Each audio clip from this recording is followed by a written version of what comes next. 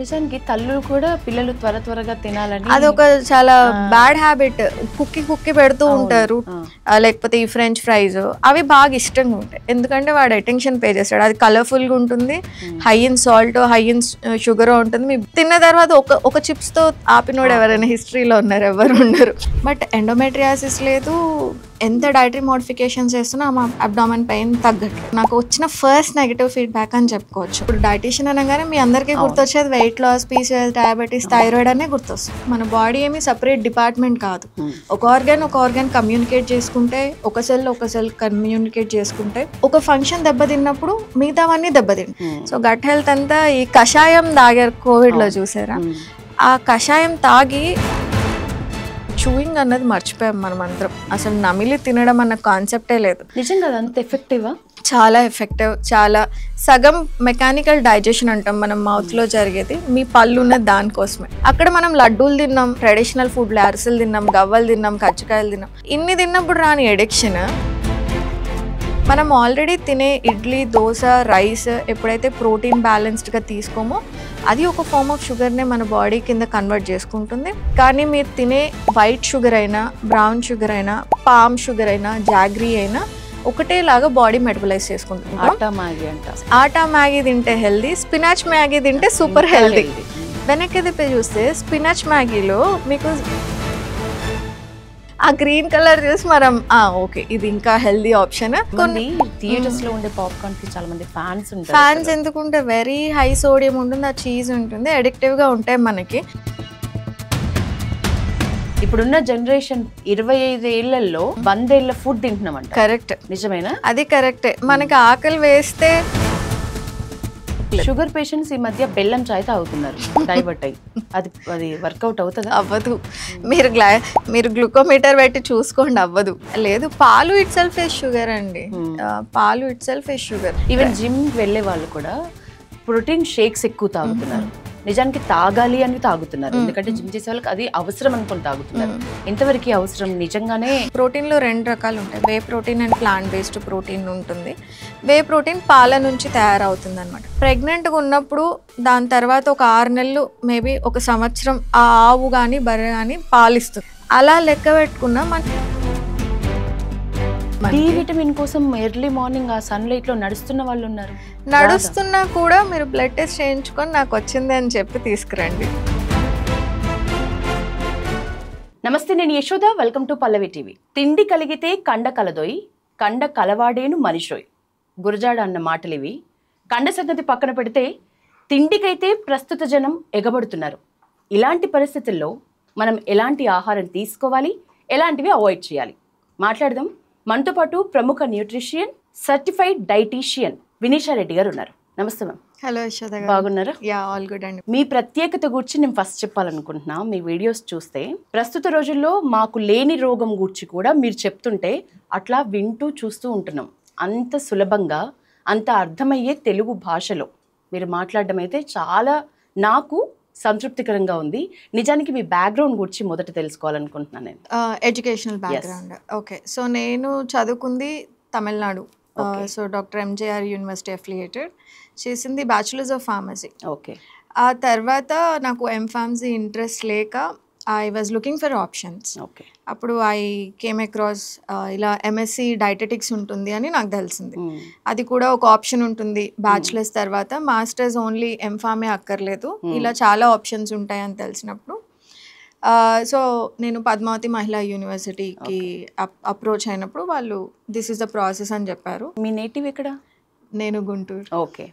So MSc dietetics చేశారు. Okay. Yeah, education wise ఇది. దీని తర్వాత లైక్ 4 years ఆఫ్ ఫ్రీలాన్సింగ్. మా హస్బెండ్ డెంటిస్ట్ అనమాట. సో మేము ఒకటే హాస్పిటల్ సెటప్లో వి బోత్ వర్ ప్రాక్టీసింగ్. ఒక 3-4 years ఆన్ అండ్ ఆఫ్ మధ్యలో because of my pregnancy and all I have to take a break. అక్కడ మల్టీ స్పెషాలిటీ హాస్పిటల్లో ఇంటర్న్షిప్స్ చేసుకొని then I started my own practice start చేసుకున్నాను. Start చేసిన 3 years తర్వాత Covid వచ్చింది. Okay. Covid టైంలో that was the first time. అప్పుడే నాకు కొత్తగా ఇన్స్టాగ్రామ్లో కూడా ఉండొచ్చు, ఫేస్బుక్ ఉంది, కానీ నేను సోషల్ మీడియా పర్సనే కాదు. నాకు ప్రైవేట్గా ఉండడం చాలా ఇంట్రెస్ట్. అప్పట్లో ఇప్పుడు గూగుల్ మారింది అనుకుంటా. ఇప్పుడు కూడా సోషల్ మీడియాలో ఉన్నా నేను ఎప్పుడు నా పర్సనల్ లైఫ్ గురించి చెప్పను. Okay, I never post about నా Okay. పర్సనల్ లైఫ్ గురించి చెప్పను. ఏదైతే సబ్జెక్ట్ ఓరియంటెడ్ ఉంటుందో నేను అదే షేర్ చేసుకుంటాను. నిజమే. సో సోషల్లో ఉన్న I'm still A personal Okay. Person అనే చెప్పుకోవచ్చు.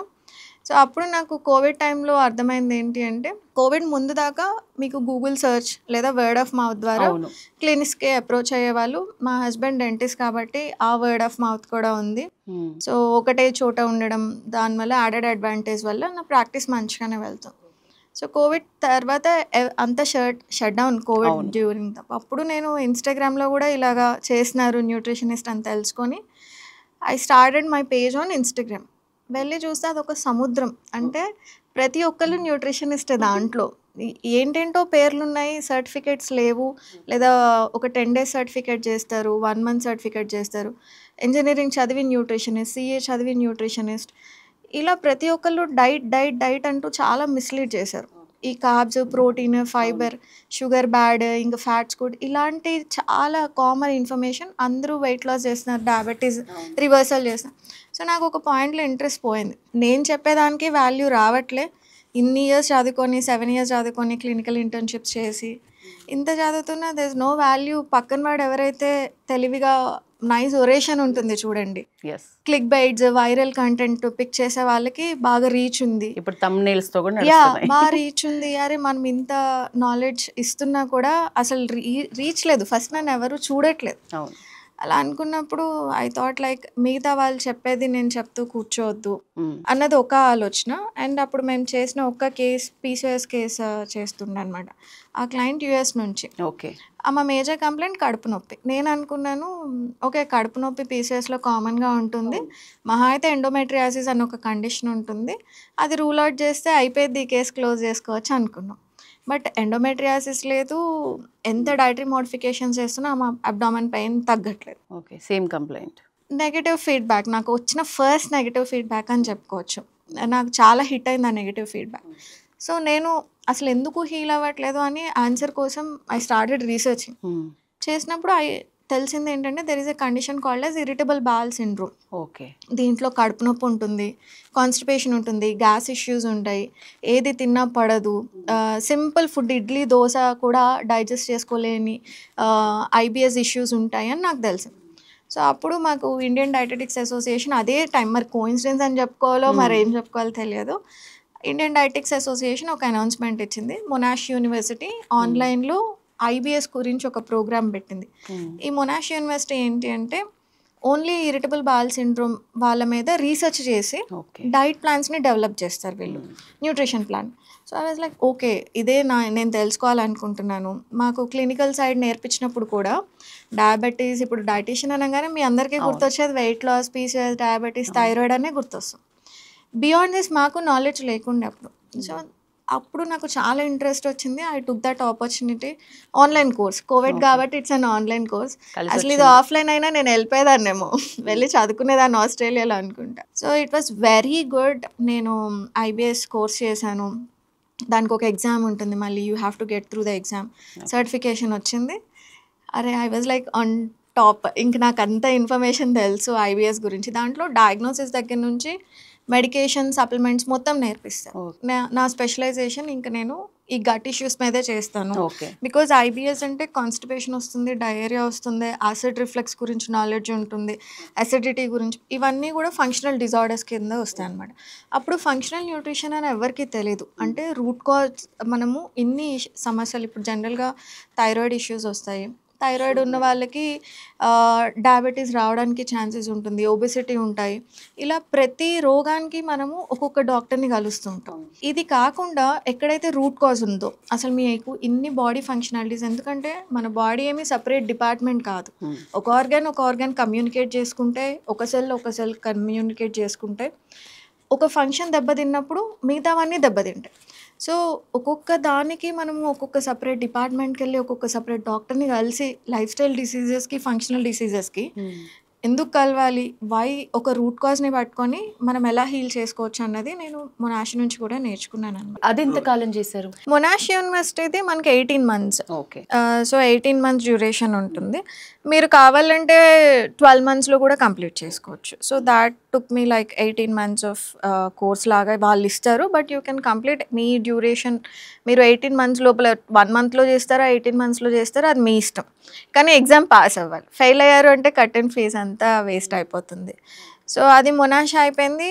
నేను తర్వాత ఐబిఎస్ స్పెషలైజ్డ్, నా నీష్ ఇదే, so this is my place అని నేను అనుకున్నాను. అప్పుడు ఐ అనౌన్స్డ్ ఆన్ ఇన్స్టాగ్రామ్. నాకున్న కొద్దిపాటి ఫాలోవర్స్ నో లైక్ నేను ఇదేదో కోర్స్ చేస్తుంది మా అని అందరికి అర్థమైంది.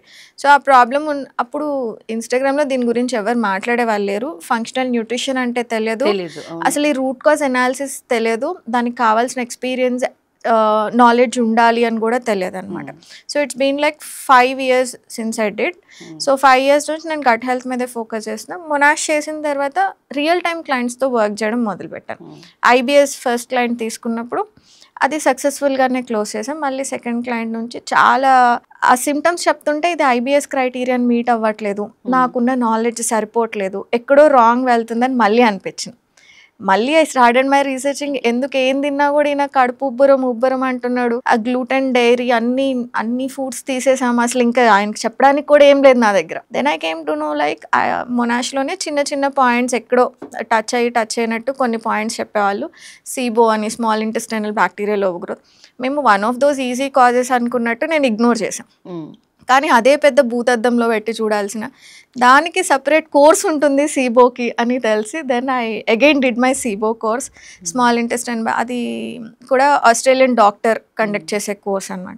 అది చేశాను. సరే అది అయిపోయింది. ఇదంతా కాదు, this all starts from the liver అని నాకు అర్థమైంది. So I studied about the liver, మళ్ళీ ఒక కోర్స్ చేసుకున్నాను. తర్వాత ఐబిఎస్ చదివాను కదా, సో ఐబిడి క్లయింట్స్ రావడం, ఇన్ఫ్లమేటరీ బవల్ డిజార్డర్ అంటాం, అది ఇంకా కాంప్లికేటెడ్. వాళ్ళు రావడం మొదలు పెట్టారు. సరే దీని గురించి కూడా చదువుకోవాలని అగైన్ ఐ స్టడీడ్ ఐబిడి. మొత్తం ఎంతకాలం చదివారు మీరు? ఇంకా అవ్వలే. ఈ ఐబిడి అయినా కూడా అసలు బ్లడ్ వర్క్ అనాలిసిస్ మనం చేస్తే, ఒక బ్లడ్ వర్క్ రిపోర్ట్ ఒక క్లయింట్ పట్టుకొని వస్తే దాన్ని ఎలా అనాలిసిస్ చేసుకొని మీరు రూట్ కాజ్ని అక్కడ కూడా ఐడెంటిఫై చేయొచ్చు, బ్లడ్ వర్క్ లో కూడా చేసుకోవచ్చు అని అర్థమయ్యి the final stop was like నేను level 3 blood work analysis biochemistry దగ్గర ఆపాను అనమాట. సో లాస్ట్ ఇయర్ దాకా కూడా నా ఆడియన్స్ అందరికీ తెలుసు, నా ఫాలోవర్స్ అందరికీ తెలుసు, పొద్దున్నే లేస్తే ఏదో ఒక కోర్స్ నేను చదువుతూనే ఉండేదాన్ని. ఆ సబ్జెక్ట్ చదివి ఈరోజు ఇది చదువుకున్నాను నేను అని నేను ఇన్స్టాగ్రామ్లో స్టోరీస్లో కంటిన్యూస్గా పోస్ట్ చేశాను టిల్ లాస్ట్ ఇయర్. ఇంక ఇప్పుడు నాకు ఐఎమ్ లైక్ ఓకే చాలు, మనం చదువుకునేది ప్రాక్టికల్గా అప్లై చేసుకోవాల్సిన టైం ఉంది, రియల్ టైం క్లయింట్స్తో మనం చేస్తున్నాం కాబట్టి I'm at a very confident space. Like మీకు గట్ ఇష్యూస్ ఉన్నా, హార్మోనల్ ఇంబ్యాలెన్స్ ఉన్నా, I could be one stop solution అని నాకు ఇప్పుడు తెలుస్తుంది మీ మాటల్లో. ఈవెన్ మీ ఇంటర్వ్యూస్ చూస్తున్నప్పుడు కూడా నాకు అనిపించింది జ్ఞానం చాలా ఉంది. ఎక్కువ నాలెడ్జ్ ఉన్నప్పుడు మీరు అన్నట్లు ఆ రూట్ కాజ్ ఈజీగా తెలిసిపోతుంది. ఇప్పుడున్న చాలా రోగాలకు కూడా మెయిన్ రూట్ కాజ్ ఎక్కడో, ప్రాబ్లం ఎక్కడో తెలియదు. ప్రతి డాక్టరు ప్రాబ్లం ఏం లేదని రిపోర్ట్స్ ఇచ్చిన వాళ్ళు కూడా బయటకు వెళ్ళి పెద్ద పెద్ద ప్రాబ్లమ్స్ ఫేస్ చేసిన వాళ్ళు, డాక్టర్స్ని మారుస్తూ తిరుగుతున్న వాళ్ళే ఈ కాలంలో ఎక్కువ చూస్తున్నాం. సో మీరు నాకు ఆన్సర్ చెప్పలే, ఎంతకాలం మొత్తం మీ చదువు? 7 years ఫార్మల్ ఎడ్యుకేషన్ అయితే, ఇంటర్న్షిప్స్ అన్ని అయిపోయేసరికి 8 years అనుకోండి. ఫార్మల్ ఎడ్యుకేషన్ 8 years, దాని తర్వాత certifications I did like 3 years పడుతుంది నాకు మొత్తంగా. 11 years ఆఫ్ ఫార్మల్ ఎడ్యుకేషన్ అని చెప్పుకోవచ్చు. ఒకసారి ఆ కడుపున పేషెంట్ దగ్గరికి వెళ్దాము. ఏమైంది ఆమె విషయంలో? Actually she was very disappointed. అప్పుడు నేను మాట్లాడి ఐ టోల్డ్ హర్ నాకున్న నాలెడ్జ్లో నేను ఏం చేయాలో చేశాను, so don't take me wrong and we refunded. ఇప్పుడు మీకున్న నాలెడ్జ్ ప్రకారం ఏమై ఉంటుంది తన ప్రాబ్లం? అప్పుడు ఐబిఎస్ తనకున్నది ఇరిటబుల్ బౌల్ సిండ్రోమ్, అదే కేసు. ఆమెకి సివియర్ కాన్స్టిపేషన్ ఉంది. అది అప్పుడు మేము చేసేటప్పుడు కాన్స్టిపేషన్ ఉందా, ఐరన్ డెఫిషియన్సీ ఉందా, వైటమిన్ డి డెఫిషియన్సీస్ ఉన్నాయా, బ్లడ్ వర్క్ చేయించాలి, B12 తీసుకోవాలి, ఇలాంటివన్నీ మాకు నాలెడ్జ్ లేదు. బికాజ్ నాకు టెక్స్ట్ బుక్స్ ఎక్కడా కూడా నేర్పియలే. సో ఐబిఎస్కి గ్లూటెన్ తినండి, డైరీ తినండి అంతవరకే మీకు గూగుల్ చెప్తుంది.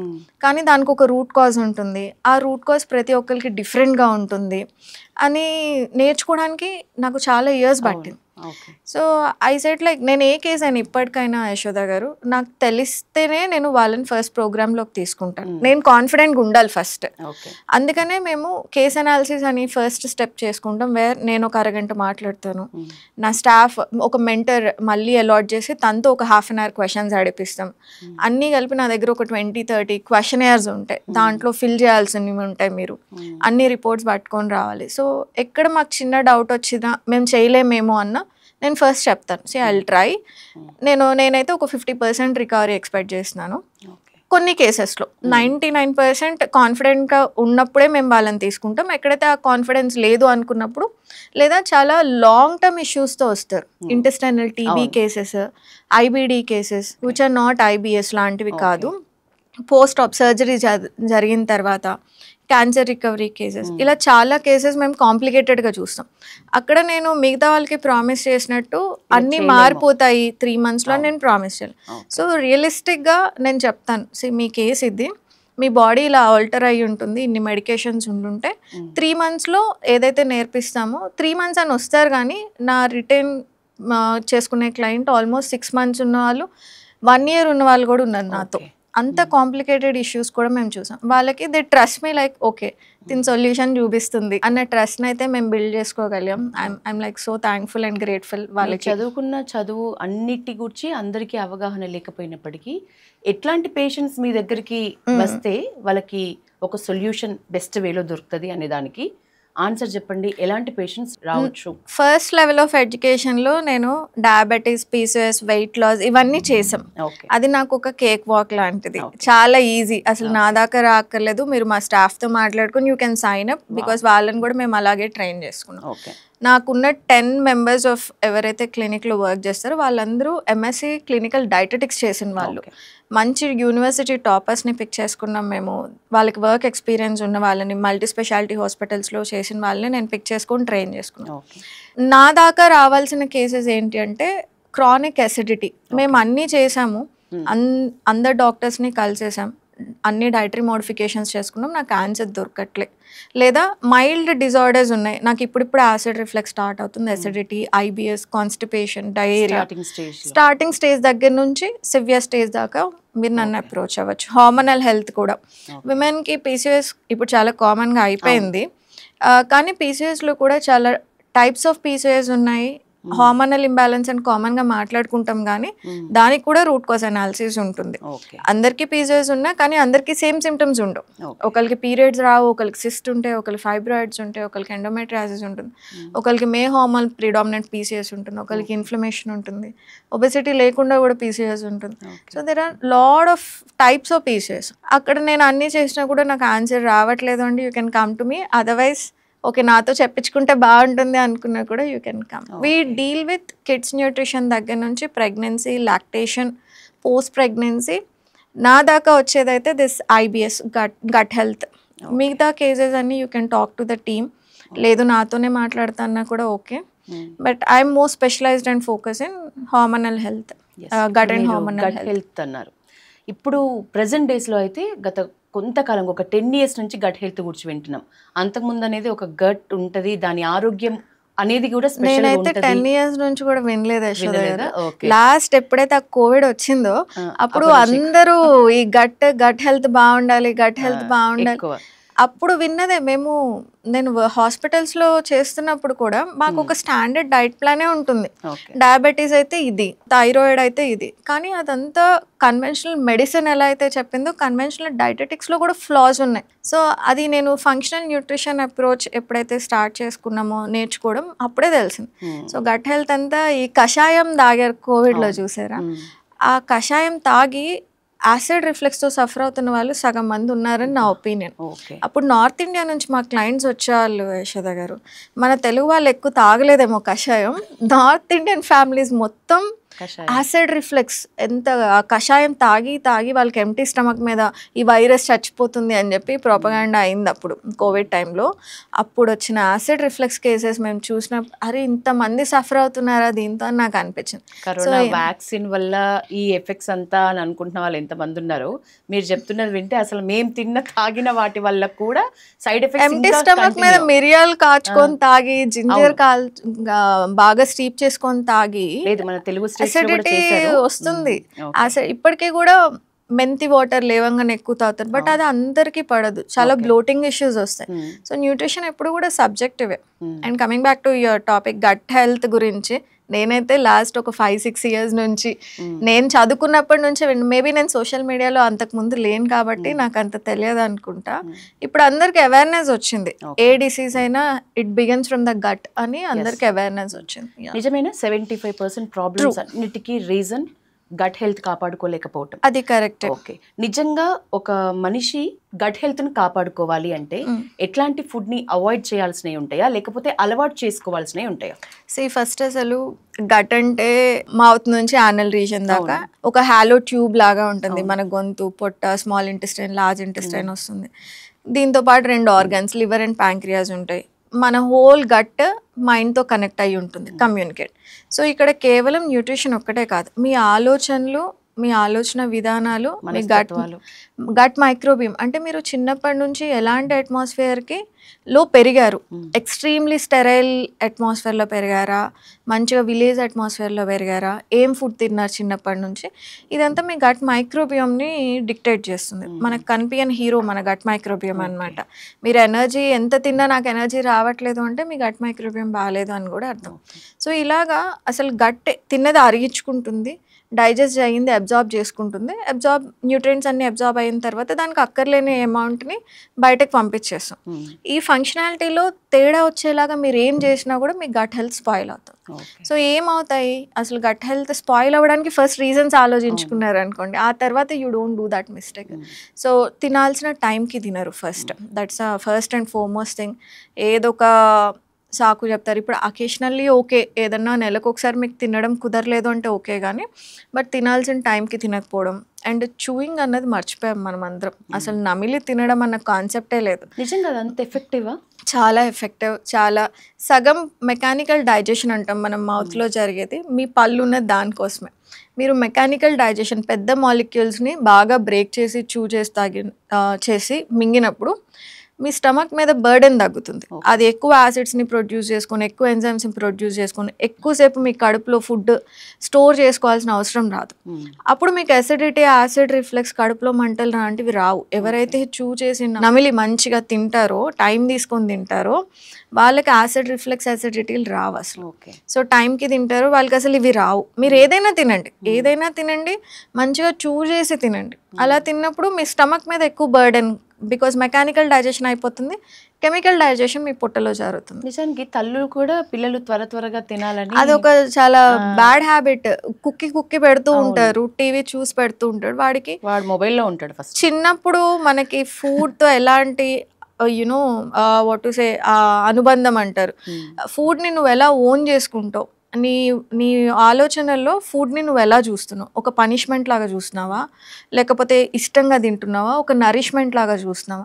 తినాలి కాబట్టి తింటున్నాం, ఒకవైపు ఫోన్ పట్టుకొని ఒకవైపు లోపల పడేసాం. నేనైతే ఫోన్ ఒక్కటే వద్దు, కనీసం టీవీ చూసినా పర్లేదు.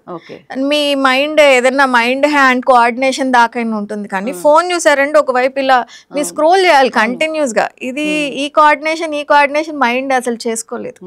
So always hand mouth coordination మనకి ఎలా అయితే ఇన్వాలంటరీగా అవుతుందో, మన డైజెషన్, కెమికల్ డైజెషన్ కూడా ఇన్వాలంటరీగా అవుతుంది అనమాట. అది చిన్నప్పటి నుంచి ఫుడ్తో రిలేషన్ మనకి పిల్లలకి డెవలప్ చేయాలి. ఆ రిలేషన్ లేనప్పుడు రేపొద్దున వాడు ఫుడ్ని పనిష్మెంట్ లాగే చూస్తాడు. వాళ్ళు నమలడం అంటే నమిలే విధానం, ఎట్లా ఎంత అంటే దాన్ని ఎట్లా చెప్తాము పిల్లలకైనా పిల్లలకి నేర్పియాలన్నా అది కౌంట్ చేసుకొని నమలండి. బై డిఫాల్ట్ టెక్స్ట్ బుక్స్ చెప్పేది ఏంటి అంటే మాస్టిగేషన్ అంటాం. అంటే ఈ ఆవులు ఇవన్నీ ఎంతసేపు అయితే నములుతాయి, ఒక సాఫ్ట్ యాపిల్ సాస్ కన్సిస్టెన్సీ వచ్చేలాగా నమలండి అని చెప్తాం. కానీ అంతసేపు మన ఎవరికి ఓపిక ఉండదు. యాపిల్ సాస్ కన్సిస్టెన్సీ అంత లేకపోయినా you should know when to swallow. అది మీకు ఎప్పుడు తెలుస్తుంది? నేనేదో 2 times నమలండి 3 times నమలండి అని చెప్పినంత మాత్రాన మీ మైండ్ దాన్ని ప్రాసెస్ చేసుకోలేదు. అది ఒక రోజు కాన్షియస్గా చేసుకోగలరు కానీ రోజు చేసుకోలేదు. సో ఎప్పుడైతే డిస్ట్రాక్షన్ ఉంటుందో, టీవీ ఉంటుందో, మీకు అసలు తెలియదు మీరు ఎన్నిసార్లు చూస్ చేస్తున్నారో, ఎప్పుడు మింగేస్తున్నారో కూడా తెలియదు. సో అది బై డిఫాల్ట్ మీ బాడీ మీకు ఇండికేషన్ ఇవ్వాలి. So this is the time you can Gulf it down అని మీకు ఆ ఇండికేషన్ మీ బ్రెయిన్ ఇవ్వాలి. ఫోకస్ చేసుకోవాలి. సో నేను ఇప్పటికీ ఆలోచించుకుంటాను, మా చిన్నప్పుడు అంతా ఎలా తిన్నాం మనము, ఫోన్ లేవు కదా, ఏం చేసి ఎంటర్టైన్ అయ్యాం. ఇప్పుడు బాత్రూమ్ వెళ్ళినా కూడా ఫోనే తీసుకెళ్తున్నాం. అప్పుడు ఏముండేది, ఏం లేదు కదా, అందరికి ఫ్రీ మోషన్ అయ్యేది. ఇప్పుడు గంటలు గంటలు కబోర్డ్ మీద కూర్చుంటారు, కాన్స్టిపేషన్ ఇష్యూస్ వస్తాయి.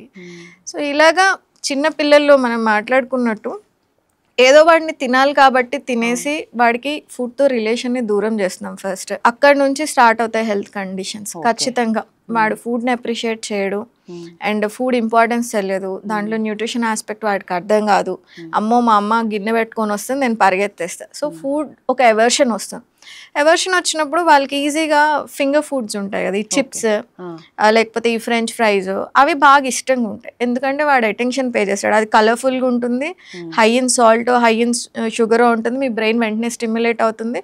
తిన్న తర్వాత ఒక చిప్స్తో ఆపినోడు ఎవరైనా హిస్టరీలో ఉన్నారు? ఎవరు ఉండరు. ప్యాకెట్ చిప్స్ అయిపోయినా ఇంకా తినాలనిపిస్తూనే ఉండదు. Because high sugar high salt content ఎప్పుడు కూడా మీ బ్రెయిన్ని మళ్ళీ మళ్ళీ అడిగేలాగా ట్రిగర్ చేస్తూనే ఉంటాయి. ఎవరు స్టాప్ చేయలేరు. అలా ఎడిక్షన్స్ పిల్లలు స్టార్ట్ అవుతాయి బికాస్ వాళ్ళకి న్యూట్రిషియస్ ఫుడ్ మీద ఎవర్షన్ మనం క్రియేట్ చేస్తున్నాం. ఓకే, హై షుగర్ అన్నారు. ఈ మధ్య సిబిఎస్ఈ స్కూల్స్ లో షుగర్ బోర్డ్స్ పెడుతున్నారు. ఎందుకంటే షుగర్ ఎక్కువ ఇంటేక్ అవ్వటం వల్ల వచ్చే ప్రాబ్లమ్స్ గురించి అవగాహన కల్పించడానికి. అది కేంద్ర ప్రభుత్వం తీసుకున్న ఒక నిర్ణయం. దాని గురించి మీరు ఏం చెప్తారు?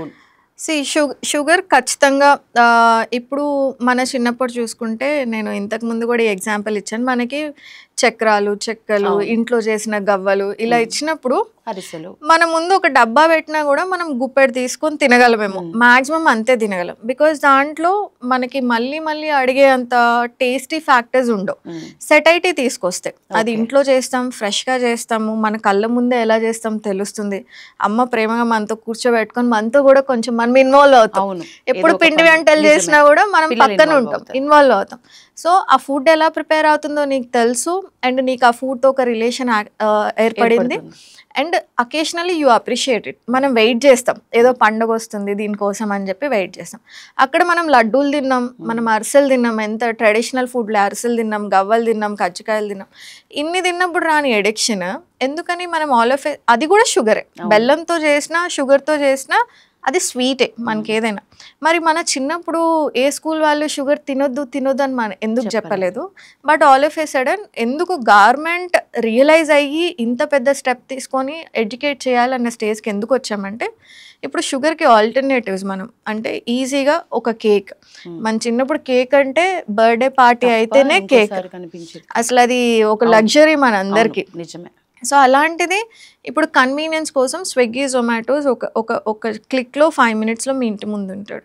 అది కొద్దిగా మిడిల్ ఏజ్ పిల్లలందరికీ, సెకండరీ స్కూల్ పిల్లలందరికీ తెలుసు. స్విగ్గీలో ఆర్డర్ పెట్టుకోవడం ఎలాగో తెలుసు, జొమాటోలో పెట్టుకోవడం. కిరాణా కొట్లు పోయినాయి, స్విగ్గీ జొమాటోలు వచ్చినాయి. So and variety of sugars. మన చిన్నప్పుడు చాక్లెట్, డైరీ మిల్క్ ఇంతే ఉండేది. ఇప్పుడు variety of sugar alternatives, sugars బాగా ఎక్కువైనాయి. కూల్ డ్రింక్స్ లేకపోతే ఈ చాక్లెట్స్లో వెరైటీస్ కానివ్వండి, ఏదో ఒకటి ఆఫ్టర్ స్కూల్ స్నాక్ కింద షుగరే పెడుతున్నారు పిల్లలకి. మనం ఆల్రెడీ తినే ఇడ్లీ, దోశ, రైస్ ఎప్పుడైతే ప్రోటీన్ బ్యాలెన్స్డ్గా తీసుకోమో అది ఒక ఫార్మ్ ఆఫ్ షుగర్నే మన బాడీ కింద కన్వర్ట్ చేసుకుంటుంది. ఈ ఎడిషనల్ షుగర్ తీసుకున్నప్పుడు పిల్లల్లో ఒబెసిటీ రావడానికి, గట్ మైక్రోబియోమ్ డిస్టర్బ్ అవ్వడానికి, మీరు అసలు మంచి ఫుడ్ మీ బాడీకి ఇవ్వట్లేదు లేదా యాంటీ న్యూట్రియంట్స్ ఎక్కువ ఇస్తున్నారు. షుగర్ ఒక యాంటీ న్యూట్రియంట్ కింద వస్తుంది అనమాట. సో యాంటీ న్యూట్రియంట్స్ ఎక్కువ ఇస్తున్నారా, మీ గట్ మైక్రోబియోమ్ డిస్టర్బ్ అవుతుంది. ఎదిగే పిల్లలు, మినార్కి అటెండ్ అవ్వాల్సిన పిల్లలు వీళ్ళందరూ. సో వాళ్ళకి తొందరగా పీరియడ్స్ రావడం and food colours is a very big problem. Yashoda garu, మనం అందరం షుగర్ అని అనుకుంటున్నాం, కానీ ఇక్కడ ఎక్కువ హిడెన్ ప్రాబ్లం నాకు ఏమని అనిపిస్తుంది అంటే, ఒక కేక్ చేసినప్పుడు అది ఒక నెల ఎలా ప్రిజర్వ్ అయ్యి ఉంటుంది, ఎలా ఉంటుంది. లేకపోతే ఒక కుకీ చేసినప్పుడు నీకు అది ఒక నెల కాదు, దాని షెల్ఫ్ లైఫ్ 1 year, 1 year కూడా వాటికి షెల్ఫ్ లైఫ్ వస్తున్నాయి. ఎలా ఉంటున్నాయి దాంట్లో నువ్వు ప్రిజర్వేటివ్స్, ఏదో మనకి తెలియని ప్రిజర్వేటివ్ ఉంటుంది. ఇంతకుముందు మేము చదువుకున్న ప్రిజర్వేటివ్ అంటే సిట్రిక్ యాసిడ్ మా, అంతే, అదొక్క నాలెడ్జే ఉండేది. కానీ ఇప్పుడు పేర్లు తెలియని నెంబర్స్, ఈ 125 మీరు వెనక్కి తిరిగి చెప్తే, red colour, blue colour, green colour, ఈ కలర్స్ అన్నీ కూడా ఎవరు ప్రాపర్గా స్టడీ చేసి దాన్ని రీసెర్చ్ చేసి ఓకే ఇది సేఫ్ టు యూజ్ అని చెప్పినవి లేవు. ఎక్కడైతే సేఫ్ టు యూజ్ కలర్స్ అని వస్తాయి, సింథటిక్ కలర్స్, ఇవన్నీ కూడా కంపెనీస్ వాళ్ళ ఓన్ రీసెర్చ్ వాళ్ళు చేసుకొని వాళ్ళ ఆర్టికల్స్ వాళ్ళు పబ్లిష్ చేసుకొని మన జనాలు నమ్మిస్తారు లైక్ ఇట్ ఈస్ సేఫ్ అని. ప్రాపర్గా ఒక ఆర్టికల్ రిలీజ్ అయింది, సే లైక్ మనకి యాపిల్ సైడర్ వెనిగర్ వచ్చింది, ఆల్ ఆఫ్ ఎ సడన్ మార్కెట్లోకి వచ్చింది. అదేంటి, ఒక పెద్ద కంపెనీ లాంచ్ అయ్యేటప్పుడు వాడు ఒక హైప్ క్రియేట్ చేసుకుంటున్నాడు. ఇది కొత్త మార్కెటింగ్ టాక్టిక్స్ అనమాట. నువ్వు లాంచ్ అవ్వక ముందరనే నువ్వు నాయిస్ చేస్తావు సోషల్ మీడియాలో. ఈ కోవిడ్ నుంచి చూసిన బిహేవియర్ నాదితే. సో నువ్వు లాంచ్ అవ్వక ముందే ఏదో రోగాన్ని క్రియేట్ చేసుకుంటూ దానికి సొల్యూషన్ ఇది అని చెప్పుకుంటూ 1 year తర్వాత నువ్వు దాని ప్రోడక్ట్ లాంచ్ చేసుకుంటావు. సో ఇలా కీటో డైట్ అప్పుడు కూడా చూడండి, ఇప్పుడు కీటో ఫుడ్ వచ్చేసింది, keto chocolates, keto biscuits, keto oil అంటే నాకు తెలియదు, ఇంకా కీటో కుకీస్ అంటే నాకు తెలియదు. సో ఇలాగా నీకు ఒక వైరల్ అయ్యే ఏదో ఒకటి క్రియేట్ చేసుకుంటూ ఇన్ఫ్లుయెన్సర్స్ని పట్టుకుంటూ దాన్ని నీకు ఒక ప్రోడక్ట్ కింద కన్వర్ట్ చేస్తాం. సేమ్ లైక్ ఇప్పుడు మనం షుగర్ మీద కూడా ఇంతే ఎంఫసైజ్ చేస్తున్నాం, ఆల్టర్నేటివ్స్, షుగర్ ఆల్టర్నేటివ్స్ అని, చాక్లెట్స్, బిస్కెట్స్ అని చెప్పి మొత్తం మార్కెట్లోకి వస్తున్నాయి. సెంట్రల్ గవర్నమెంట్ ఇనిషియేటివ్ చాలా మంచికి, అట్లీస్ట్ పిల్లలు అర్థం చేసుకుంటారు. ఒక టిన్ ఒక కూల్ డ్రింక్ తాగితే దాంట్లో 20 grams ఆఫ్ షుగర్ అంత ఉన్నాయి అని తెలుస్తుంది. కానీ అట్ ద సేమ్ టైం పిల్లలు మిస్లీడ్ అవ్వడానికి కూడా చాలా ఛాన్సెస్ ఉన్నాయి. పిల్లలే కాదు, పేరెంట్స్ కూడా మిస్లీడ్ అవుతారు. ఎలా అంటే ఇప్పుడు మీరు షుగర్ బ్యాడ్ అని చెప్పినప్పుడు మీ ఉద్దేశంలో షుగర్ అని రాసుంటే అది బ్యాడ్, కానీ నో షుగర్ అని రాసిందంతా గుడ్ కదా, బెల్లంతో చేసిందంతా మంచిది. కానీ మీరు తినే వైట్ షుగర్ అయినా, బ్రౌన్ షుగర్ అయినా, పామ్ షుగర్ అయినా, జాగ్రీ అయినా ఒకటేలాగా బాడీ మెటబలైజ్ చేసుకుంటుంది. దానికి మీరు బెల్లం తిన్నారా, షుగర్ తిన్నారా తెలియదు, ఎఫెక్ట్ సేమ్ ఎఫెక్ట్. మనం ఏమని కన్విన్స్ అవుతాం, బెల్లంలో ఐరన్ ఉంటుంది అంటాం. ఎంత మోతాదు తింటే మీకు ఎంత ఐరన్ వస్తుంది? ఇప్పుడు ఒక టీ స్పూన్ తింటే మీకు దాంట్లో ఐరన్ నెగ్లిజిబుల్. ఒక 10 grams తింటే కొన్ని మిల్లీగ్రామ్స్ వస్తాయేమో. ఆ ఐరన్ కోసం మీరు 10 grams ఆఫ్ బెల్లం అయితే తినరు కదా, తినకూడదు కూడా. సో 10 grams ఆఫ్ షుగర్ అయినా 10 grams ఆఫ్ బెల్లం అయినా మీ బాడీ దాన్ని గ్లూకోజ్ కిందనే మార్చుకుంటుంది. అదేమి బెల్లం తిన్నారు కదా అని చెప్పి ఇంకేదో కాంపోనెంట్ కింద మార్చుకోదు. Sugar is sugar. సో ఇప్పుడు ఈ బిగ్ కంపెనీస్ అన్ని చాలా స్మార్ట్ మూవ్ చేస్తాయి. ఏమని, ఆ చాక్లెట్ మీద షుగర్ ఫ్రీ రాస్తే, బిస్కెట్ మీద షుగర్ ఫ్రీ రాస్తే, ఇప్పుడు మీరు స్వీట్ షాప్కి వెళ్ళండి, షుగర్ ఫ్రీ లడ్డూలు ఉంటాయి. సో అన్ని బెల్లమే. మళ్ళీ ఇప్పుడు షుగర్ ఫ్రీ మిల్క్ పౌడర్స్ వస్తాయి. అక్కర్లేని ప్రోడక్ట్స్ అన్నీ కూడా షుగర్ ఫ్రీ అన్న కన్వీనియన్స్తో పెట్టేస్తారు. That is an added advantage. ఈ మార్కెట్స్ ఎక్కడికి వెళ్ళవు యశోద గారు, వాళ్ళు ఆ స్పేస్ని వదిలి ఎక్కడికి వెళ్ళరు. పిల్లల్ని మళ్ళీ ఎలా తీసుకురావాలి వెనక్కి, పేరెంట్స్ని ఎంత కన్విన్సింగ్గా మనం లేబుల్ చేస్తే వాళ్ళు మళ్ళీ నా దగ్గరకు వస్తారు అన్నది చూస్తాడు. ఇప్పుడు నార్మల్ మ్యాగీ తినమంటే అన్హెల్దీ అనుకుంటాం, ఆటా మ్యాగీ తింటే హెల్దీ, స్పినాచ్ మ్యాగీ తింటే సూపర్ హెల్దీ. వెనక్కి తిప్పి చూస్తే స్పినాచ్ మ్యాగీలో మీకు 1% స్పినాచ్ ఉండింది, 100లో 1% స్పినచ్.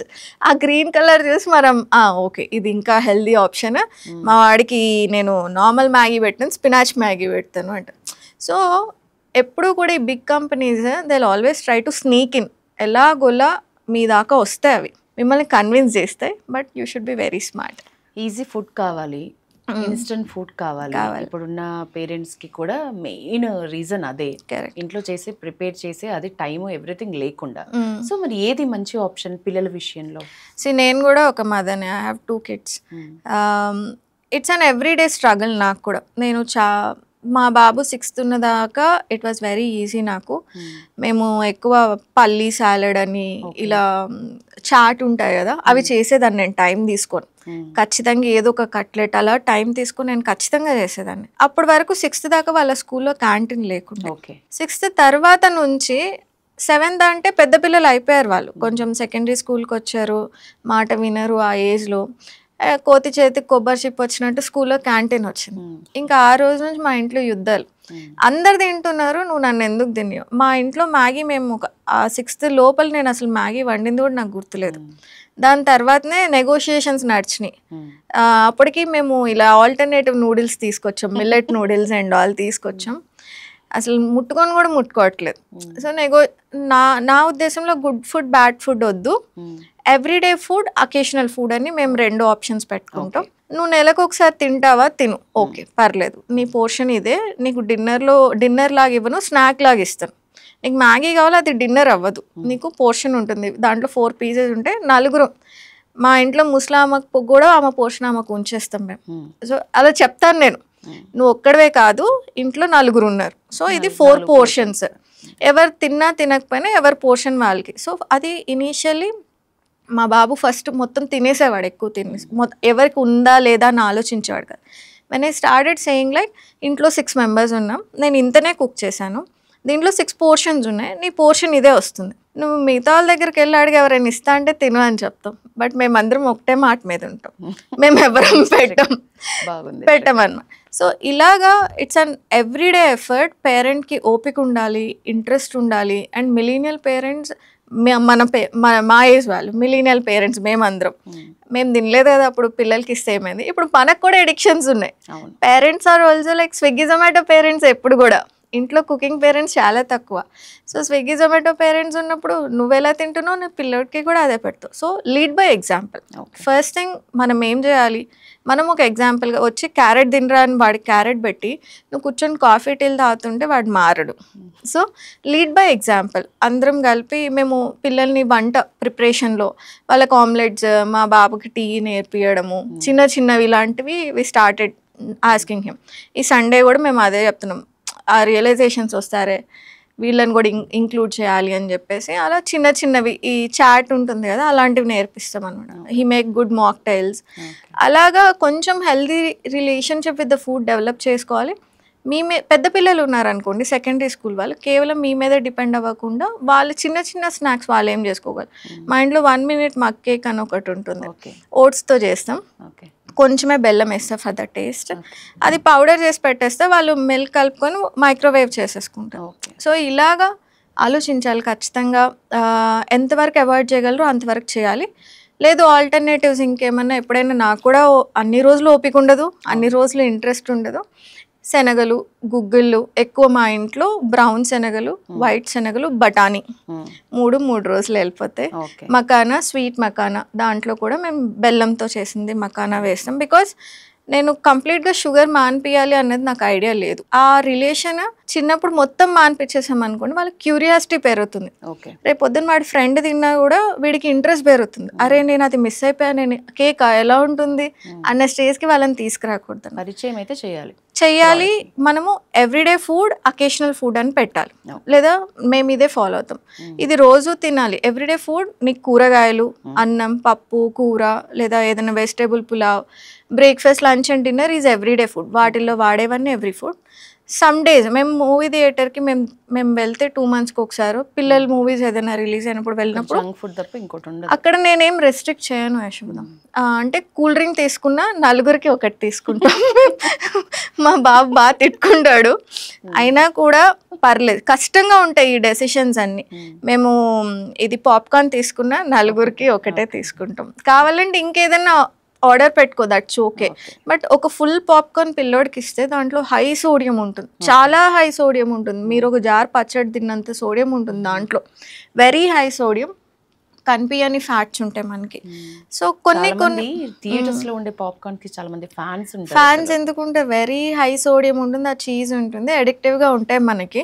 ప్లస్ ఆ సైలెంట్ డార్క్నెస్, మీ మైండ్ అంతా ఫోకస్డ్ గా తినడంలోనే ఉంటుంది. You enjoy that. సో మేము ఒకే శాండ్విచ్ షేర్ చేసుకుందాం, మనము ఏదున్నా ఒకటే 4 షేర్ ఒకటే 4 షేర్ అంటున్నారు. నాకు ఒక మాట గుర్తొస్తుంది, రామ్దేవ్ బాబా ఐ థింక్ అన్నది, ఇప్పుడున్న జనరేషన్ అందరము మనము 25 ఏళ్లలో 100 ఏళ్ల ఫుడ్ తింటున్నామంట. కరెక్ట్, నిజమేనా? అది కరెక్టే. మనకి ఆకలి వేస్తే, నాకు ఆఫ్టర్ స్కూల్ స్నాక్ ఇప్పటికీ గుర్తు, మా ఇంట్లో మిగిలిపోయిన కూర is my after school snack. నాకు ఇష్టం చిక్కుడుకాయ కూర, వంకాయ కూర, అవి నాది నాకు అది కంఫర్ట్ని ఇచ్చేది. ఎందుకంటే నాకు ఆప్షన్ లేదు అప్పుడు. ఉంటే ఈ చెక్కలు చక్రాలే మా ఇంటి టేబుల్ మీద ఉండేవి. ఎన్నిసార్లు తింటాం? ఇప్పుడు మీరు చూసారా, చిప్స్ ఉన్నాయనుకోండి మీరు రోజు తింటారు, వచ్చి ఎన్నైనా తినేస్తారు. అదే చెక్కలు చక్రాలు పెట్టండి రోజు తినలేరు. సో నేను వచ్చేదాన్ని కొంచెం అన్నం పెట్టుకునే వాళ్ళం. ఇంకా ఆంధ్ర సైడ్ వాళ్ళు కొంచెం అప్పుడప్పుడు పునుగులు మా ఇంట్లో ఓపికంటే అది పెట్టాలి. అంత స్పెసిఫిక్ కాదు ఆఫ్టర్ స్కూల్ స్నాక్ అని, స్కూల్లో స్నాక్ అని మాకెవరు అంత లగ్జరీ ఇవ్వలేదు. ఇప్పుడే మనకి ఇవన్నీ వచ్చినాయి. 11 o'clock ఒక స్నాక్, 4 o'clock ఒక స్నాక్, పడుకునే ముందు స్నాక్, మళ్ళీ లంచ్, బ్రేక్ఫాస్ట్, డిన్నర్ ఇన్ని పెడతాం. ఫ్రూట్స్ పెట్టాలి, మళ్ళీ డ్రై ఫ్రూట్స్ పెట్టాలి, పాలు తాగాలి, ఇన్ని పెడతాం. సో మనమైనా సరే you can have proper 3 meal. అసలు మధ్యలో స్నాకింగ్ అక్కర్లేదు. Breakfast, lunch and dinner is okay. మధ్యలో స్నాక్ ఆప్షనల్, మనం ఏం తినాలని రూల్ లేదు. ఫ్రూట్స్ తినొచ్చు. సో ఎనీథింగ్ నేచర్లో ఏదైతే న్యాచురల్గా ఉందో అది దాన్ని గుడ్ బ్యాడ్ కింద మనం అసలు కేటగరైజ్ చేయక్కర్లేదు. ఇప్పుడు ఫ్రూట్ తిన్నా కూడా షుగర్ వచ్చింది అంటారు, అలా రాదు. డయాబెటీస్ ఉన్న లో గ్లైసెమిక్ ఇండెక్స్ ఫ్రూట్ అని తినొచ్చు, పర్లేదు. షుగర్ పేషెంట్స్ ఈ మధ్య బెల్లం చాయ్ తాగుతున్నారు డైవర్ట్ అయ్యి, అది వర్కౌట్ అవుతుంది? అవ్వదు. మీరు గ్లూకోమీటర్ పెట్టి చూసుకోండి, అవ్వదు. మీరేమన్నా సైకలాజికల్గా ఫీల్ అవుతున్నారేమో కానీ లేదు. పాలు ఇట్ సెల్ఫ్ ఇస్ షుగర్ అండి. పాలు itself is sugar. So షుగర్లో బెల్లం, మళ్ళీ పాలల్లో షుగర్ కాంపోనెంట్ ఉంటుంది. మీరు దానితో బెల్లం వేస్తే బెల్లం ఎక్కడైనా లో గ్లైసెమిక్ ఇండెక్స్ అని మీరు చదువున్నా కూడా it will rise your sugars ఖచ్చితంగా. మిల్క్ టీ, మిల్క్ కాఫీ మీ నార్మల్ షుగర్స్ని పెంచుతుంది. షుగర్ పేషెంట్స్కి ఇప్పుడు అవాయిడ్ చేయాల్సినవి అంటే నిజానికి టీ విషయంలో షుగర్ టీ తాగొద్దు, బెల్లం టీ తాగొద్దు లేదు. I think better option is like అసలు ఏ స్వీట్నర్ వేసుకోవద్దు. ఫస్ట్ రూల్ ఏంటంటే డయాబెటీస్ ఉన్నా, ఇన్సులిన్ రెసిస్టెన్స్ ఉన్నా, పీసీఓఎస్ వాళ్ళకి ఇన్సులిన్ రెసిస్టెన్స్, మీరు ఏది కూడా బ్రేక్ఫాస్ట్ ఆప్షన్ నోటికి తీయగా తగిలేలాగా ఏది తినదు. Savoury is your friend. మీరు కొద్దిగా మురుకులు అలాంటివి ఏమన్నా కొంచెం తినండి కానీ, but direct form of sugar jaggery కానివ్వండి, ఈ రెగ్యులర్ షుగర్, పాలు ఎక్కువ మోతాదులో. ఇప్పుడు కాఫీ అలవాటు ఉన్న వాళ్ళు మన పేరెంట్స్ ఏజ్లో చూస్తే రోజు 4 సార్లు తాగుతారు కాఫీ, టీలో. అది కూడా మీ డయాబెటీస్ని అన్కంట్రోల్గానే ఉంచుతుంది. సో సేవరీ ఫుడ్, ఫ్రూట్ తిన్నా కూడా మీరు ఒక డెజర్ట్ లాగా, ఏదో ప్రోటీన్ మీల్ తర్వాత మధ్యాహ్నం అన్నంలో కొంచెం ఫిష్ తిన్నారు, కొద్దిగా రైస్ తిన్నారు, కొద్ది కూర తిన్నారు, తర్వాత ఒక చిన్న ముక్క మ్యాంగో తినండి, మీకేం పెద్దగా షుగర్స్ పెరగవు. కానీ దాన్ని బ్రేక్ఫాస్ట్లో ఇంక్లూడ్ చేసుకోవడం, లేదా మొత్తం డిన్నర్ మానేసి ఓన్లీ ఫ్రూట్ని డిన్నర్గా పెట్టుకోవడం ఈజ్ నాట్ హెల్దీ. అది హెల్దీ కాదు. నిజానికి చాలా మంది చేస్తున్నారు ఇప్పుడు అది హెల్దీ ఫుడ్ హ్యాబిట్స్. కొంతమంది ఏమో మార్నింగ్ బ్రేక్ఫాస్ట్ స్కిప్ చేసి ఆఫ్టర్ లంచ్ మంచిగా కడుపు నిండా తిని evening night snacks type chapati అట్లా తింటే కరెక్ట్ అని చెప్తారు. కొంతమంది బ్రేక్ఫాస్ట్ అసలు ఒక డేలో కంపల్సరీ పడాల్సిన ఫుడ్, మీరు లంచ్ డిన్నర్ కంటే ముఖ్యమైనది బ్రేక్ఫాస్ట్ అని అంటారు. అసలు ఏ టైప్ ఆఫ్ కరెక్ట్?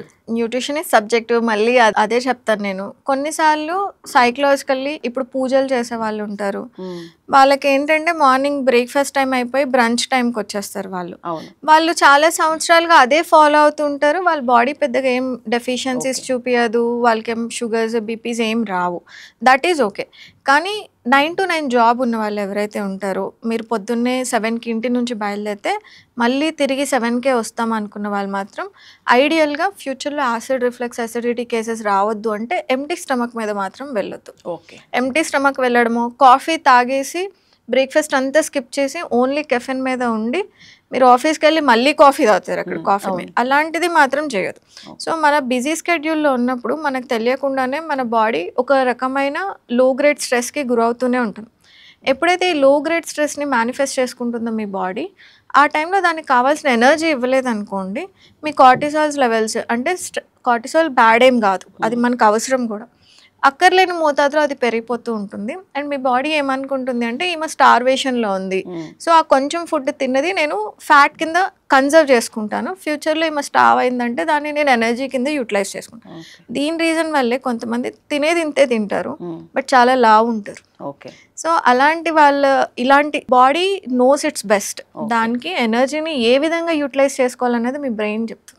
సో మీరు ఎక్కువ స్ట్రెస్ తీసుకున్నారా, మీ బాడీలో హార్మోనల్ ఇంబ్యాలెన్స్ని క్యాచ్ చేసుకొని ఆ కొంచెం ఎనర్జీ కింద కన్వర్ట్ చేసుకోవాల్సిన ఫుడ్ని ఫ్యాట్ కింద మీ బాడీ స్టోర్ చేసుకుంటుంది. బికాస్ ఫ్యూచర్ గురించి ఆలోచిస్తుంది. నెక్స్ట్ ఈమె స్టార్వ్ అయిపోయి ఇంకా ఈమె వెళ్ళిపోతుందేమో, పైకి పోతుందేమో, I have to preserve and conserve that energy అన్నట్టు అది బాడీ స్టోర్ చేసుకుంటుందని. ఓకే. అందుకనే కొద్దిగా తిన్నా కూడా తొందరగా లావ్ అయిపోయే నేచర్ బాడీకి వచ్చేస్తుంది. రకరకాల డైట్స్ చేస్తారు. ఈవెన్ జిమ్కి వెళ్ళే వాళ్ళు కూడా ప్రోటీన్ షేక్స్ ఎక్కువ తాగుతున్నారు. నిజానికి తాగాలి అని తాగుతున్నారు, ఎందుకంటే జిమ్ చేసే వాళ్ళకి అది అవసరం అనుకుని తాగుతున్నారు. ఎంతవరకు అవసరం? నిజంగానే తప్పకుండా తాగాల్సిందేనా? ఈ మధ్య జిమ్ లో మరణాలు కూడా చాలా సంభవించాయి. Goals of workouts different Yashoda గారు. ఇప్పుడు నేను వర్కౌట్ చేస్తాను, నేను ఒక్కరోజు కూడా ప్రోటీన్ పౌడర్ ముట్టుకోలే, ఎందుకంటే నాకు ఇష్టం లేదు. దాని సైన్స్ ఎలా ఉన్నా నాకు తెలియదు, కానీ ఫస్ట్ నా ప్రిఫరెన్స్ ఏంటంటే నాకు లిక్విడ్గా ఉండే ఫుడ్ ఏది నచ్చదు, నాకు తాగబుద్ధి అవ్వదు. ప్రోటీన్లో 2 రకాలు ఉంటాయి, whey protein and plant based protein ఉంటుంది. వే ప్రోటీన్ పాల నుంచి తయారవుతుంది అనమాట. నాకున్నది ఫస్ట్ నుంచి నేను ఏది మంచి చెడు అని నేను కేటగరైజ్ చేసుకోను, కానీ నాకు ఎప్పుడూ ఒక క్వశ్చన్ ఉంటుంది. కోట్ల మంది ఉన్న జనాభాలో మనకి పన్నీర్, చీజ్, పాలు, పెరుగు ఇది పుష్కలంగా లభిస్తాయి. అవును. మరి ప్రెగ్నెంట్గా ఉన్నప్పుడు దాని తర్వాత ఒక 6 నెలలు మేబీ 1 సంవత్సరం ఆ ఆవు కానీ బర్రె కానీ పాలిస్తుంది. అవును. అలా లెక్క పెట్టుకున్నా మనకి ఇంత మోతాదులో మనకి ఎలా వస్తున్నాయి అన్నది నా ఫస్ట్ క్వశ్చన్. సో అక్కడి నుంచి నాకు స్టార్ట్ అయింది ఎవర్షన్ టువర్డ్స్ వే. ఏదో చేస్తున్నారు, సమ్ యానిమల్ అబ్యూజ్ వెళ్తుంది, అక్కర్లేని హార్మోన్స్ ఇంజెక్ట్ చేస్తున్నారేమో. అప్పుడే మీకు ఇన్ని మార్కెటెడ్ బ్రాండ్స్, వే అని కొట్టండి ఒక 60-70 బ్రాండ్స్ వస్తాయి. మరి ఇంత బ్రాండ్స్ వచ్చి అన్నీ సోల్డ్ అవుతున్నాయా? ఎంత మ్యానుఫ్యాక్చర్ చేస్తున్నారు, ఎంత వేస్ట్ కింద వెళ్తుంది? సో మ్యానుఫ్యాక్చర్ చేసినప్పుడు యానిమల్ అబ్యూజ్, ఆ యానిమల్కి ఏం పెడుతున్నారు? గడ్డి పెడుతున్నారా? సాయ్ ప్రోడక్ట్స్ ఇస్తున్నారా ఎక్కువ మిల్క్ ప్రొడ్యూస్ అవ్వడానికి? ఇంకేమన్నా చేస్తేనే కదా మనకు అంత ప్రొడక్షన్ వచ్చేది. అది నా ఫస్ట్ క్వశ్చన్. ఇది నాకు నా మైండ్లో చాలా స్ట్రాంగ్గా ఉంది. సో నేను వేని టచ్ చేయను అసలు. ఎంత కన్విన్స్ చేసినా నా మైండ్ కన్విన్స్ అవ్వదు, బికాస్ నాకు తెలియాలి యానిమల్ అబ్యూస్ ఖచ్చితంగా జరుగుతుంది. ఏ పాలు వాడతారు? మేము I don't want to say the brand, మేము ఒక 1/2 లీటర్ తెచ్చుకొని కాఫీ, టీకి, పాలు, పెరుగు అన్నిటికీ అదే 1/2 లీటర్లో అదే తాగుతాం. మా tea size 90 ml glass, 3/4 water ఉంటాయి, 1/4 పాలు ఉంటాయి. మా ఇంట్లో టీ తాగద్దు మీరు. అదే అన్నమాట. మీరు కొన్ని comes as an ethical reason. నాకు ఎంతవరకు తీసుకోవాలో అంతవరకు తీసుకుంటే అవసరం ఉన్న పాపులేషన్, సే లైక్ మనకి టాడ్లర్స్ ఉంటారు 1 year నుంచి 4 years, ఆ ఏజ్ గ్రూప్ పిల్లలకి పాలు నిజంగా అవసరం. ఆ పిల్లలకి ప్యూరెస్ట్ పాలు దొరకాలి అంటే అడల్ట్స్ ఎవరికైతే అవసరం లేదో వాళ్ళు మానేస్తే బాగుంటుంది. ఈ సరే వే అంటారా బై ప్రోడక్ట్, పన్నీర్ చేసిన తర్వాత వచ్చే బై ప్రోడక్ట్ని వే అనుకున్నా కూడా మీరు ఎక్కువ కన్జ్యూమ్ చేస్తుంటే ఎక్కువ ప్రొడక్షన్ వస్తుంది. ఎక్కువ ప్రొడక్షన్ ఈక్వల్ టు ఎక్కువ అబ్యూజ్ ఉంటుంది, ఎక్కువ అడల్ట్రేషన్ ఉంటుంది. అప్పుడు రావాల్సిన చిన్న ఏజ్ పిల్లలకి అడల్ట్రేటెడ్ ఫుడ్ వెళ్ళిపోతుంది. నా ఆలోచన ఇది. మేబీ మిగతా వాళ్ళ ఆలోచన ఇంకో రకంగా ఉండొచ్చు. ఎంత గట్టిగా చెప్పినా టీ లవర్స్ రెగ్యులర్ గా తాగేవాళ్ళు దాన్ని అదే విధంగా తాగడానికి ఇష్టపడతారు. కొంచెం నీళ్ళు ఎక్కువైనా నిజానికి మీరు అంటున్నారు కదా ఇప్పుడు మా ఇంటికి వస్తే మీరు టీ తాగలేరని, మేబీ నేను ఒప్పుకుంటా. ఎందుకంటే టీ లవర్స్ ఒక కన్సిస్టెన్సీలో అంత మందం చిక్కగా అట్లా ఇష్టపడతారు. మాకున్న అలవాటు కూడా మార్నింగ్ అండి, మధ్యలో అసలు టీ కాఫీస్ మేము ఎవరం అలా పెట్టుకోలేదు. మార్నింగ్ ఒకసారి కానీ ఈవినింగ్ ఒకసారి కానీ, దట్స్ అ మ్యాక్స్. అది అట్టు 90 ml కప్సే మేము పెద్ద పెద్ద మగ్లో జగ్లో పోసుకొని తాగం అసలు. అది ఒక ఫ్యాషన్ అయిపోయింది. మళ్ళీ పింట్రెస్ట్ టీ కప్స్ లాగా ఒక 200 ml కాఫీ, టీ మనం పెట్టుకుంటున్నాం, which is not good. So మనందరము సస్టైనబిలిటీ గురించి కూడా ఆలోచించాలి యశోద గారు.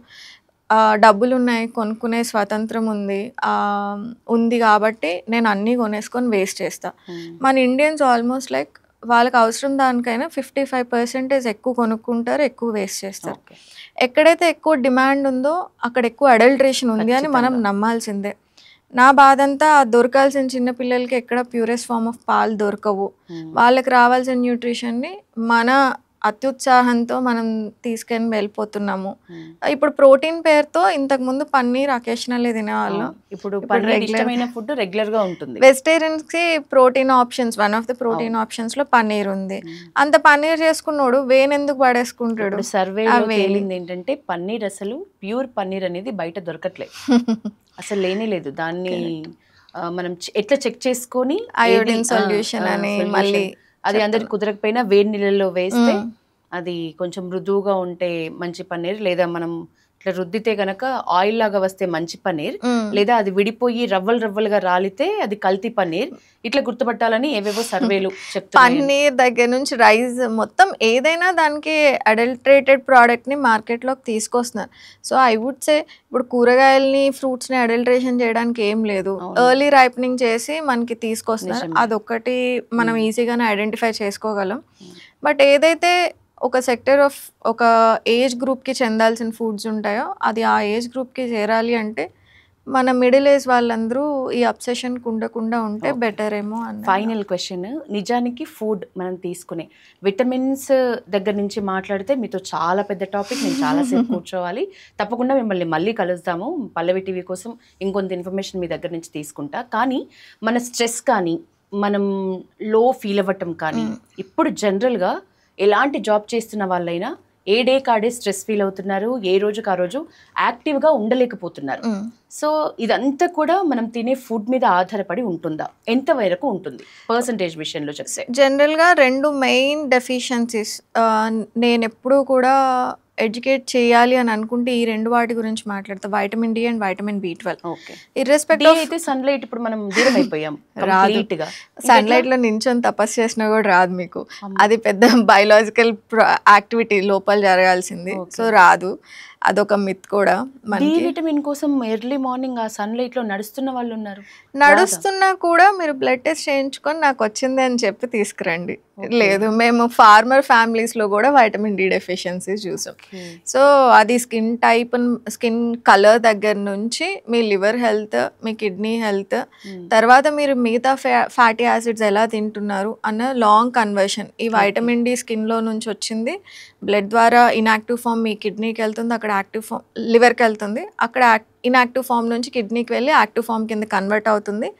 ఆ వైటమిన్ డిని అప్టేక్ చేసుకోవాలంటే మీకు వైటమిన్ కే ఉండాలి, మెగ్నీషియం కరెక్ట్ లెవెల్స్లో ఉండాలి బాడీలో. సో అప్పుడు మాత్రమే మీకు ఆ రిజల్ట్ కనిపిస్తుంది. సో ఇప్పుడు మనం తినే తిండికి ఇవన్నీ వస్తున్నాయంటే నేను అనుకోను. సో వైటమిన్ డి కంపల్సరీగా ఇర్రెస్పెక్ట్ ఆఫ్ ఏజ్ అన్ని ఏజ్ గ్రూప్స్ వాళ్ళు బ్లడ్ టెస్ట్ చేయించుకోవాలి. 6 ఏళ్ళ దగ్గర నుంచి 60 ఏళ్ళ వాళ్ళ దాకా అందరూ బ్లడ్ టెస్ట్ చేయించుకోవాలి. మీకున్న డెఫిషియన్సీ లెవెల్స్ని బట్టి మీరు ఎంత ఉండాలి, 30 నానోగ్రామ్/ml అది నార్మల్ రేంజ్. కానీ వైటమిన్ డి గురించి నేను ఒక 1 అవర్ మాట్లాడేస్తాను, దాని ఇంపార్టెన్స్ ఏంటి అని. అంత డీటెయిల్గా వెళ్ళకపోయినా మీ ఇమ్యూన్ సిస్టమ్ స్ట్రాంగ్గా ఉండాలంటే మీకు వైటమిన్ డి ఖచ్చితంగా కావాలి. కాబట్టి ఎప్పుడైతే డెఫిషియన్సీ వరకు మనం ఐడెంటిఫై చేసుకుంటామో అక్కడ వరకే తీసుకోకుండా మెయింటెనెన్స్ డోస్ లైఫ్ లాంగ్ తీసుకోవాలి మనందరం. అంటే వారంలో 3 సార్లు తీసుకోవాలి, 4 సార్లు సప్లిమెంట్. ఎందుకంటే ఫుడ్ నుంచి మనకి వైటమిన్ డి రాదు, సన్ నుంచి రాదు, అవసరమైనంత రాదు, ఆప్టిమల్ లెవెల్స్లో రాదు. కాబట్టి vitamin D is one of that very important supplement. ఏ ఏజ్ గ్రూప్ అయినా మీ కాగ్నేటివ్ ఎబిలిటీస్, మైండ్ బాగా పనిచేయాలన్నా, ఇమ్యూన్ సిస్టమ్ చాలా స్ట్రాంగ్గా ఉండాలన్నా, డిప్రెషన్ లాంటివి రాకుండా ఉండాలన్నా వైటమిన్ డి మనకి కావాల్సిందే. ఇది first. Same vice vitamin B12 కూడా. అది వెజిటేరియన్స్, వీగన్స్ అయితే హయ్యర్ రిస్క్లో ఉంటారు. అసలు పాల పదార్థాలు చాలా తక్కువ మోతాదులో తినేవాళ్ళు, ఫర్మెంటెడ్ ఫుడ్స్ తక్కువ తినే వాళ్ళల్లో కూడా వైటమిన్ B12 డెఫిషియన్సీస్ ఉంటాయి. నాన్ వెజ్ తినని వాళ్ళు ఎక్కువగా వైటమిన్ B12 డెఫిషియన్సీ కనిపిస్తుంది. ఇప్పుడు నాన్ వెజ్లో మనం బ్రాయిలర్ చికెనే తింటాము. ఇది ఏ చికెన్లో మనకి అసలు B12 అనేది నాన్ వెజిటేరియన్ సోర్స్ కాదు, అది భూమిలో ఒక బ్యాక్టీరియా. ఆ బ్యాక్టీరియాని కోడి తిన్నప్పుడు ఆ కోడి బాడీకో మేక బాడీ ప్రోటీన్ పార్ట్లోనో అది అక్యుములేట్ అవుతుంది. అది మనం తిన్నప్పుడు మన బాడీలోకి అబ్జార్బ్ అవుతుంది అనమాట. అది కూడా మీ స్టమక్ యాసిడ్ బాగుంటే. సో నాన్ వెజిటేరియన్స్ అయినా వెజిటేరియన్స్ అయినా డెఫిషియన్సీస్ రావడం చాలా కామన్. సో మీరు blood test same like vitamin డికి ఎలా చేయించుకుంటారో ఆప్టిమల్ రేంజ్ 600 ఉండాలి. ఆప్టిమల్ రేంజ్ వచ్చేదాకా మెయింటెనెన్స్ డోస్లో చిన్నగా మనం సప్లిమెంట్ చేసుకోవాలి. ఈ 2 సప్లిమెంట్ నేను న్యాచురల్ ఫుడ్ ద్వారా తెప్పించుకుంటా అని కంకణం కట్టి కూర్చున్నారంటే మీ హెల్త్ని ఇంకా ఎక్కువ స్పాయిల్ చేసుకున్న వాళ్ళే అవుతారు. So better vitamin D B12 supplement గురించి ఎక్కువ ఆలోచించొద్దు, ఇది మంచిదా ఇది చెడ్డుదా, దీని సైడ్ ఎఫెక్ట్స్ ఉంటాయా అంత ఆలోచించవద్దు. ఈ 2 బ్లైండ్గా మాత్రం వైటమిన్ డి B12 సప్లిమెంటేషన్ చేయండి. ఎస్పెషల్లీ ఎంత కాలం అనేదైనా మీరు చూస్తున్న ఆ బ్లడ్ వర్క్ రిపోర్ట్లో తెలుస్తుందా? బ్లడ్ వర్క్ ఎందుకు తీసుకోవాలి అంటే మనకి ఎంత డోసేజ్లో వాడాలి అన్నది చెప్తుంది. Deficiencies, insufficiency, severe deficiency 3 levels ఉంటాయి మనకి.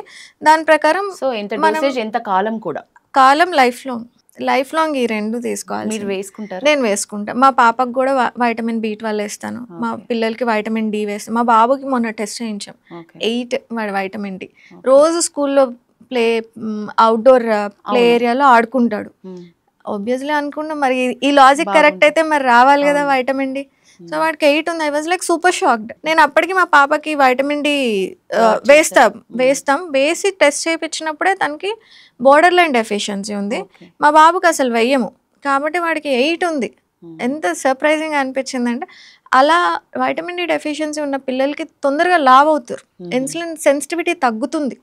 ఆ ఇన్సులిన్ సెన్సిటివిటీ పెరిగి మెటబాలిజం బాగుండాలి అంటే వైటమిన్ D కావాలి.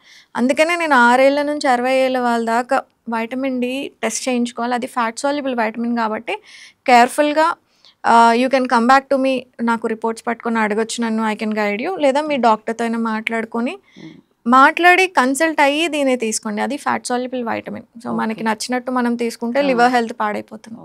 So that has to be very cautious. So much Vinisha garu. నిజానికి ప్రతిదీ ఇంటర్ కనెక్ట్. ఏ టాపిక్ మాట్లాడదామన్నా చాలా చాలా ఇంకా ఎన్నో తెలుసుకుని అడగాలి అనేంత టాపిక్. కానీ ప్రతిదీ నిత్య జీవితంలో మనం రెగ్యులర్ మన డ్యూటీ చేసుకోవటానికి అవసరమైనంత మనం యాక్టివ్గా ఉండాలంటే మాత్రం అట్లా కూడా మినిమం సప్లిమెంట్స్ అవసరం అనేది మాత్రం ఈ 2 సప్లిమెంట్స్ వరకు పెద్దగా ఆలోచించొద్దనే చెప్తాం. సో నిజానికి అందరూ ఈ దిశగా ఆలోచించాలి, వారి ఆరోగ్యాన్ని కాపాడుకోవాలి. So me valuable time and మంచి మంచి టిప్స్కి ఈరోజైతే పల్లవి టీవీ ప్రేక్షకుల తరపున మీకు ప్రత్యేక ధన్యవాదాలు. మళ్ళీ ఒకసారి వీలైతే మాకు తప్పకుండా ఇంకొక ఇంటర్వ్యూ ఇవ్వండి, ఇంకొంచెం నాలెడ్జ్ మేము కూడా పెంచుకుంటాం. Thank you.